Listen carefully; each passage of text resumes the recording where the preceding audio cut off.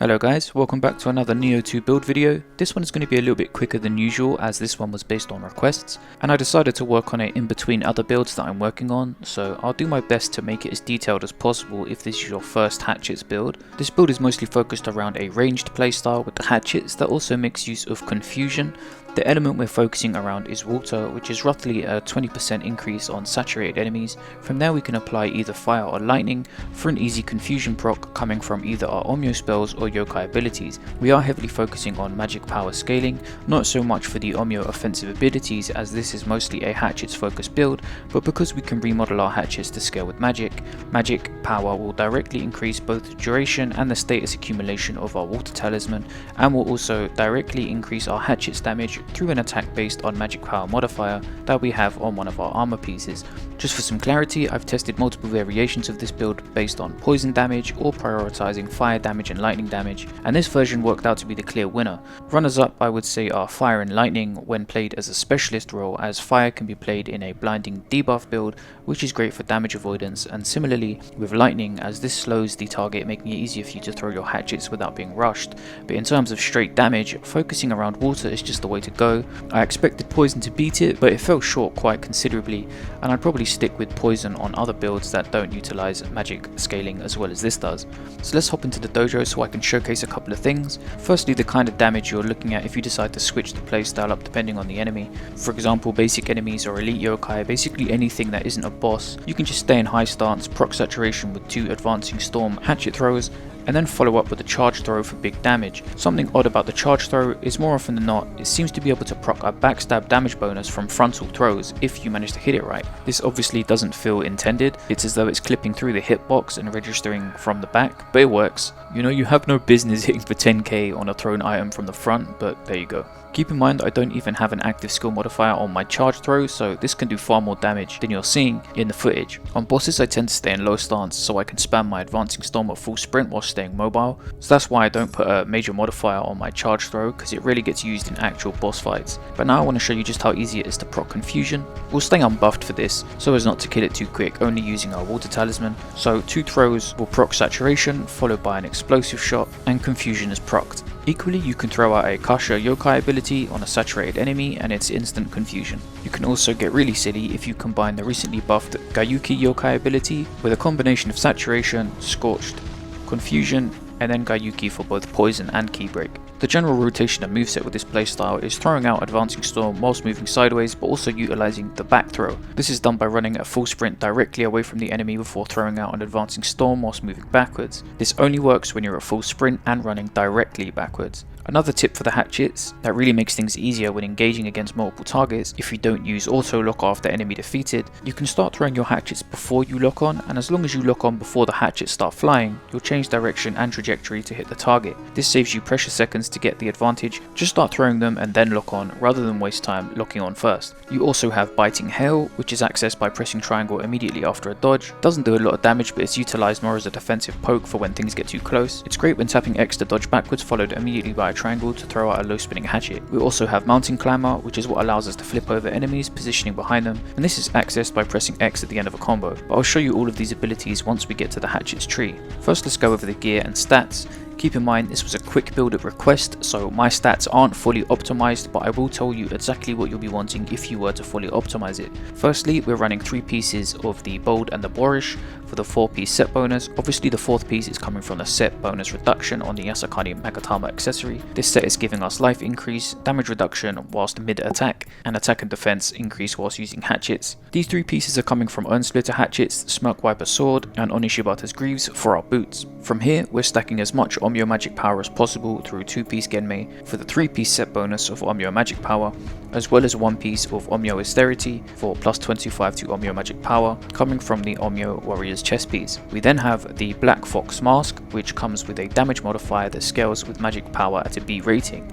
Now, the damage bonus from this is okay, it's not world shattering, so you could experiment with other things here, but seeing as we're already stacking magic power for our saturation, status and duration, this is a nice little bonus that benefits from the amount amount of magic power that we're stacking, so it just offers a little bit more synergy.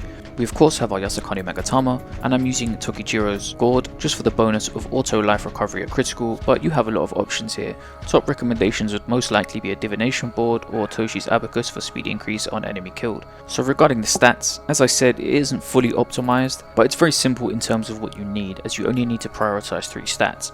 On every single piece of gear, you want Omyo Magic Power, Attack and Advancing Storm damage. Omyo Magic Power is the easiest to get as this can roll natively on most pieces, however Attack is going to come from Gold Inheritables and Advancing Storm is most likely going to come from regular Inheritables, both of which can be found on Light Armor gloves that you can either try and craft for yourself, which is going to take forever, so the most realistic way you're going to get these is by trading with other people who have them to drop for you via their Revenant. What I typically do is find a pair of Attack gloves and a pair of gloves that have the skill damage modifier I want, in this case Advancing Storm, then I contact my friend who will help me duplicate them. I'll die in a chosen spot whilst wearing them, he'll kill my Revenant, and then he'll take those gloves, equip them, and then die, letting me farm them back off him. So finding one item has allowed me to duplicate them as many times as I need to reapply them to all of my pieces of gear. So again, Omyo Magic Power, Attack, and Advancing Storm damage. Those are the only stats you need to worry about. Another role you might want to pick up is the one I have on my chest piece, Life Recovery on Amrita Absorption. I have this coming from 2 sources, one of which being my accessory, which we'll take a look at in a moment. I was very surprised at how much healing this actually gives when stacked from multiple sources. When combined with Extraction Talisman, this is great at healing up chip damage whilst you continue to throw out your hatchets from range.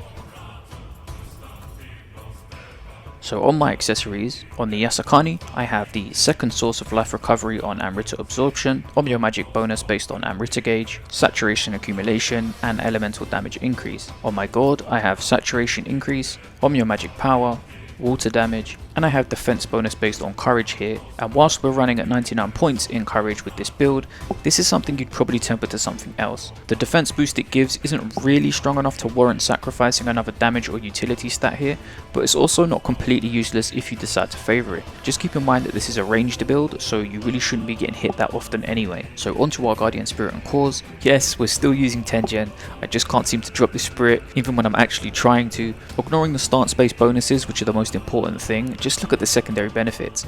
Anima bonus on ranged hit, we're using ranged attacks. Extended elemental weapon, we're using water talisman. Anima bonus on elemental attack, all of our attacks are element based. Anima charge on active skill, all of our attacks come from active skills. Now regarding the stance based bonus, yes, in high stance the damage bonus buff is fantastic and the main reason this spirit is meta at the moment, but the real reason we need it in this build is for the low stance buff of massive ki regeneration in low stance. And as I mentioned earlier, against bosses I'm pretty much entirely in low stance for that ki regeneration. If I show an example of attacking in high stance, you'll see that we can get a few attacks out and then we're kind of stuck waiting for regen before we can attack again. The issue here is against bosses, not only do we need to spam attacks, but we also need to stay highly mobile, in many cases running at full sprint and attacking at the same time due to back throw. The ki regeneration is absolutely essential to making this work properly, so Tenjin is non-optional here I'm afraid. It's just too perfect for the build. For the soul cores, first up we have the Bay of all cores, Kasha, who's giving us a permanent uptime on faster movement speed in combination with our extraction talisman, life drain on yokai ability here, as well as being able to proc burning instantly, which lets us proc confusion on anything we're fighting provided they're not fire resistant, which we will have a backup plan for if they are. Our second core is any of the Oni B soul cores, giving us elemental damage and anima bonus based on elemental attack. And finally, the highly underrated but newly buffed Gayuki. The main reason is for the melee damage bonus versus saturated enemies, but this core is actually amazing since it got buffed, and I don't see a lot of people taking notice of that. This thing can smash the ki out of anything it hits, and throws out a poison debuff to boot, and I'm kind of annoyed that I seem to have misplaced the footage, but at one point I managed to pull like 5 or 6 enemies, gathered them up, threw out Gayuki, hit all of them, poisoned all of them, and knocked every single one of them down to the ground. It's probably going to be one of my favourite soul cores moving forward, as in terms of balance, I feel this is what soul cores should be. Not stupid one-shots on bosses like Otaki Maru, something that is strong but with specific utility that needs to be used at the right time in certain situations, and that's what this core does. So with that out of the way, let's take a look at my base stats. Actually before that, a quick mention that my hatchets are remodeled to scale with magic and courage, so if you only had magic at 99, you just want to scale them with with magic, but because I have both magic and courage at 99, it benefits me more to dual scale the hatchets with both of those stats, and this is done by pressing triangle on the magic specialization and then pressing X on the courage specialization. Now the hatchets are scaled with both magic and courage. So if you didn't know how to dual scale, that's how you do it. So onto the base stats. I am level 300, but I'll try to explain the stat choice in order of priority. You of course want to check the stat requirements of your armor, your Yasakani Megatama, and your Spirit Guardian, and place points based on those in order to unlock all of their relevant bonuses. From there, we're maximizing our magic. We've maximized this for the bonus to our Water Talisman, as well as the bonus damage to our Omeo Magic Power, and hatchets are able to scale with magic, making this all tie together nicely, even without being an Omeo focused build. Next, I've prioritized courage, mostly for the key regeneration, which as mentioned is essential to being able to keep the pressure and mobility going in boss fights. Hatchets can also scale with courage. Finally, I've stat dumped into skill, as it's the final scaling stat for hatchets. Everything else you see with points in are stat requirements for either gear or Spirit Guardians. So let's take a look at our jutsu. We of course have Water Talisman, but I carry Lightning Talisman for situations where enemies are either resistant to fire or water. This will allow me to still proc Confusion. We have Explosive Shot Talisman as our main offensive spell if we want to proc Confusion. Essential to the build with Tenjin Spirit Guardian is the Extraction Talisman. This is going to do everything from proc the damage buff in high stance, the key regen proc in low stance, healing based on Amrita Absorption, and speed boost based on the Akasha Core. It also carries some bonus spells of Still Talisman, Rejuvenation Talisman, and Quick Change Scroll from Ninjutsu. So onto the Hatchet skills. We need Advancing Storm. This is our main ability. Boulder Breaker is also a great ability for transitioning from Key Pulse into a counter throw, as it launches you backwards when you release the hatchets. We also need All Ablaze. This buff I apply to high stance, and it increases our damage and movement speed, so you should be applying this before any major encounter. I also have Mountain Climber, which is the move that lets us jump over enemies. Beyond that, everything is optional. I never need to use mid stance for this build, and due to that I focus entirely on passive upgrades such as key, damage reduction, damage increase, and key regeneration. The mystic art we're using is Tireless Throw, which stops our hatchets from suffering a distance penalty. In the Samurai tree, grab Damage Boost Magic and Damage Boost Courage. And a quick note regarding attaching these to your Advancing Storm. Some of you seem to have got a bit confused in thinking that you couldn't attach anything to Advancing Storm. You can, guys, it's just not where you'd expect. So if you're looking for it in the stances, you're not going to find it. It's up here at the top. I have Damage Boost Magic attached to it. If you're using Piercing Hurl in high stance, you might want to attach the Damage Boost Courage to this, though because I rarely use this ability, I attach it to my low stance Boulder Breaker, as that skill sees far more use.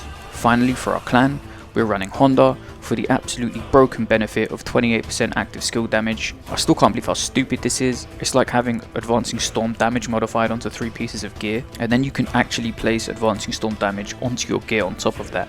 Nothing is beating Honda for skill damage builds at the moment, but yeah, that's pretty much the build, guys. If I forgot to mention anything, feel free to ask me about it down in the comments. You're also welcome to make any suggestions on improving the build, or suggestions on any other builds that you'd like to see next. We do have a lot more builds on the way, so stay tuned for that. You can also catch us over on Twitch and Instagram if you're into that. Just search Xenoswarm on relevant platforms. If you like this video, please hit the thumbs up, as that really helps the video's reach. And if you're not already subscribed, consider doing so for more Nioh 2 content coming soon. Okay guys, stay safe and take care.